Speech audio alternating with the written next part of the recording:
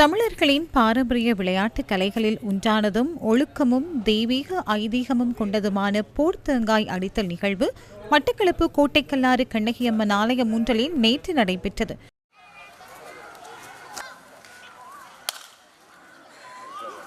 ஒருவர் தனது கையிலே தேங்காயினை வைத்திருக்க 20 மீட்டர் தூரத்தில் உள்ள இன்னொருவர் தனது கையில் உள்ள தேங்காயினை மற்றவரின் கையில் உள்ள தேங்காயை நோக்கி வீசுவார். அந்த சந்தர்ப்பத்தில் மற்றையவர் தனது கையில் உள்ள தேங்காயை பயன்படுத்தி வீசப்படும் தேங்காயை தடுத்து உடைக்கும் அல்லது அடிக்கும் நிகழ்வே போர் தேங்காய் அடித்தல் நிகழ்வு என அழைக்கப்படுகின்றது. தேங்காய் அடித்தலின் போது இறுதியில் உடையாத தேங்காய் என்கின்ற பகுதியினர்தான் வெற்றி பெற்ற பகுதியினராக கருதப்படுவர். இன்றுடன் நிறைவு பெற்றுள்ளதை